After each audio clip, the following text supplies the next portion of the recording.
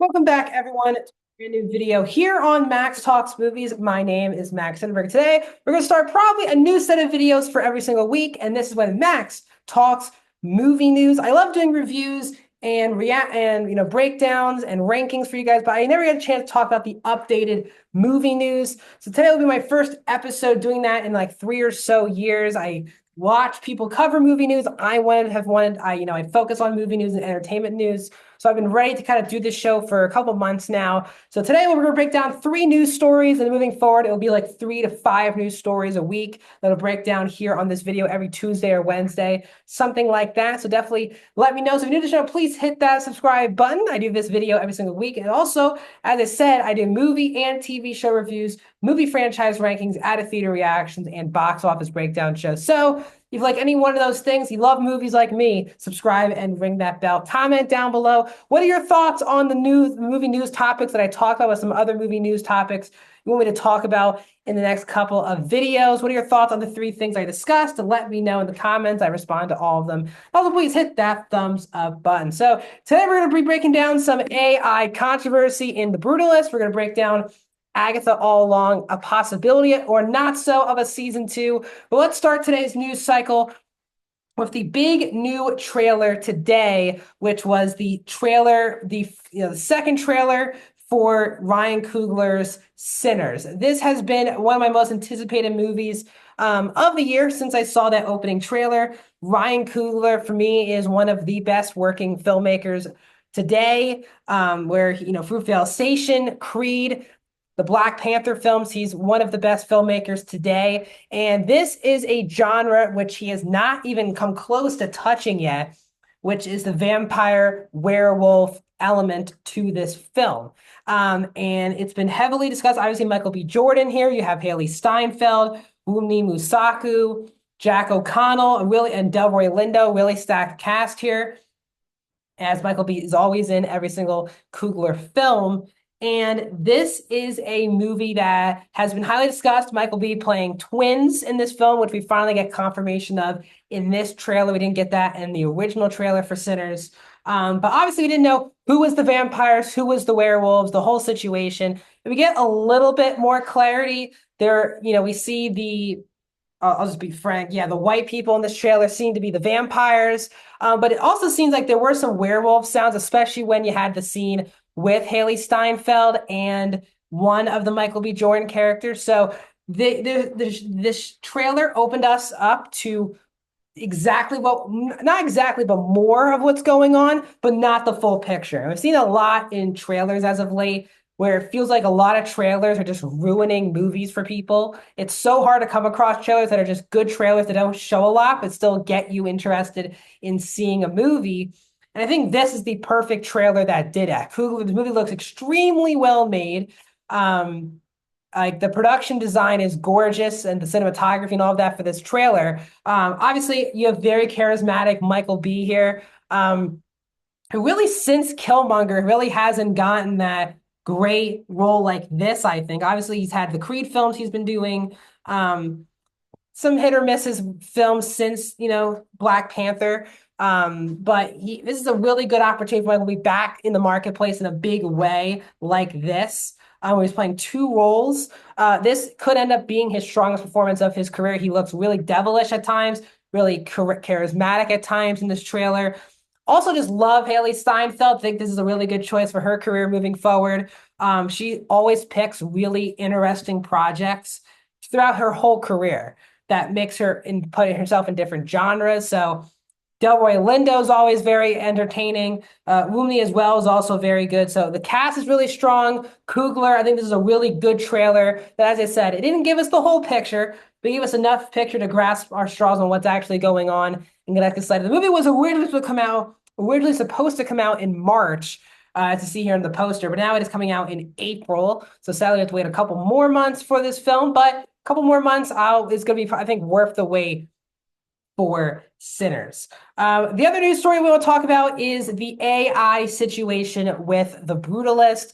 This has really taken over Hollywood every day in the headlines, really, since the Oscar nominations came out. It was uncovered, I guess we'll say that, I guess news stories started planting stuff the day of the Oscar nominations that Brutalist used AI in order to enhance Hungarian accents for both Adrian Brody and Felicity Jones in The Brutalist. Now, this is not a major shocker because if you watch the credits, which most people, like, of course, don't do, you see that The Brutalist even acknowledges that in its credits. This movie has been out for months. It's been, people have seen this movie months ago. And of course, this comes out, obviously, the day of the Oscar nominations. And everyone's question is, will the AI controversy with The Brutalist cost its chances to win major awards at the Academy Awards? And for me, as of now, again, who knows? Because obviously they planted this knowing that The Brutalist will get nominated, but this is hopefully a plant from somebody who's rooting for a movie to win major awards and hopefully knock off The Brutalist to actually win, because now voting has begun now, if not now, a week or so from now for the Oscars. So they're clearly wanting some other film. There's rumors. I'm not here to speculate on who would plan this type of story. But again, it's not planning a story. Most movies use technology like this. Obviously, AI has been seen as an extremely dangerous word in society, really dangerous in Hollywood. How it feels like AI, that was a big part of the problems with both the WGA and the SAG strikes that took place in 2023 were usage of Hollywood studios' usage of AI. And that is all very fair. I think AI is, I think at this point, inevitable at this point. I think for it being such a scary word, I don't think it should be as much, in my opinion. I think it is inevitable at this point to assume that we can, get rid of AI in any way. I don't think is possible at this point. But people are now saying, because the AI helped a little bit with the accents of Brody and Felicity Jones, that it makes their performances not as good. Those people are, I'm just going to be honest, idiots. If you are saying that, you do not know what you're talking about.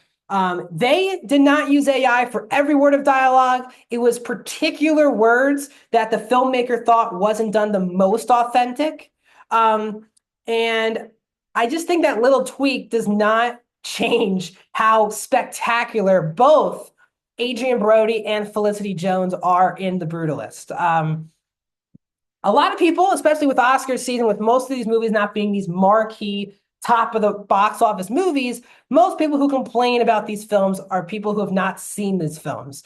Now, Amelia Perez is a completely different conversation. I broke down my thoughts on Amelia Perez and all the Oscar nominations in a separate video a week ago. But still, I don't think the AI is going to hurt people voting for The Brutalist. I think The Brutalist has a really strong chance. I think Adrian Brody is the very strong front runner to win at the Academy Awards. Brady Corbet is the front runner as well for Best Director. And I still think this movie has a really good chance at winning Best Picture. The AI controversy, I think the story is just tabulated in order to scare people off the movie. But I don't think, thankfully, a lot of people who know what they're talking about are saying that this is not a major controversy. We'll see, truthfully, when we get to the Academy Awards, if this had any factor. As of now, I'll say this is a non-factor. And I think people should not be ripping the actors, the movie, or the performances by using minimal AI to enhance particular Hungarian words. I think that's the right statement here. The last story we'll talk about today, again, I just want to start off a little small here to get you guys interested to see if you guys actually like me covering some movie news. And that is that we got confirmation yesterday that there will be no season 2 of Agatha all along. Kevin Feige has been open over the last year or two that he's kind of tired of just the one-off shows. But it was speculated this was a second show of a trilogy, as we had WandaVision. This was supposed to be the second show of that, and then Vision Quest, the Vision show hitting, if I'm not mistaken, 2026 or 2027. But Jack Schaefer, who also created WandaVision for Marvel, she also had was the showrunner once again, or one of the showrunners here for Agatha all along. She was the creator of the two shows. That she said that, again, for the second straight time, Marvel offered her not just a season 2 for WandaVision. She turned that down. She was also offered a season 2 for Agatha all along, and that is not happening with Disney and Jack Schaefer. The question is, would Kevin Feige do another season of Agatha without Schaefer in a creative role, being the complete showrunner and the writer of the show. I don't think they would particularly want to do that at this point. But as I said, she's not interested in making second seasons, Jack Schaefer. And as I said, she also turned down Marvel's offer for making a season 2 of WandaVision. This did make sense because, again, spoiler alert for the end of Agatha All Along, but Agatha dies at the end and she becomes a ghost. And it seemed like the story moving forward would be about finding the lost Maximoff brother. So it didn't really make sense to me that they would do a technically an Agatha season 2, because I don't think she would be the main focus of anything moving forward. I still think for this element of the MCU, they just at this point just kind of have to bring Wanda back at some point. She was one of the most, if not the most beloved MCU character post WandaVision. And I enjoy Multiverse of Madness, but I'm clearly in the minority. A lot of people do not like that movie. Elizabeth Olsen seemed to have not a good time filming that movie, and the fact that the writing, Sam Raimi and the writer of Multiverse of Madness had not seen WandaVision and were writing her character based off notes from the show, not actually sitting down and watching the show. I still think for Marvel, getting Wanda back in a major way would be a huge help. Agatha all along neither confirmed nor denied her death at the end of Multiverse of Madness. They kind of left the door open for her to come back in future projects. And Agatha All Along, if you looked at the Nielsen ratings, again, Agatha All Along was not one of the top 10 most watched shows of the year. It was the third most watched Disney Plus show of the year behind Percy Jackson and The Acolyte. But again, compared to Acolyte cost $80 million more to make than Agatha All Along. So Agatha All Along was still a success, not a massive success, but a success as people are comparing why did Acolyte get canceled and why were they thinking about another season of Agatha. That's because Acolyte cost nearly $150, $170 million show to make it, and it did not do well viewership-wise. Well, Agatha did okay viewership, but didn't cost that much. So the viewership, honestly, is pretty decent for a show that cost that much, while Acolyte needed to be one of the biggest hits of the year. So it made sense they wanted to do a season 2, but again, Jack Schaefer did not want a season 2 for WandaVision, did not want to do a season 2 for Agatha. That all makes sense. I think if they do another version of the show with Agatha All Along, I don't think it would be solely focused on Agatha. It would be focused on Billy looking for his brother with Agatha in the background. So this all makes sense. They did say from the get-go this was a 2-part of a 3-part series, a trilogy of shows with WandaVision, Agatha, and then Vision Quest. So we'll see if Vision Quest truly does wrap up the entirety of these 2 shows. This felt like a continuation of WandaVision, like the first 2 episodes of the series, but then it kind of became its own other thing towards the back half. Now, yes, it still had its MCU isms and obviously trying to connect things to Wanda, but it didn't feel like the same show as WandaVision after really the first episode of this season. So this all makes sense. I don't think we're done with Kathryn Hahn or Joe Locke in the MCU, but it does make sense that we're not going to be getting another season of Agatha All Along. So this is just my first Max Talks new movie news of 2025. If you want me to continue doing this, let me know in the comment section down below. What are your thoughts on these stories? Thank you for watching this video, and I'll see you guys in the next video.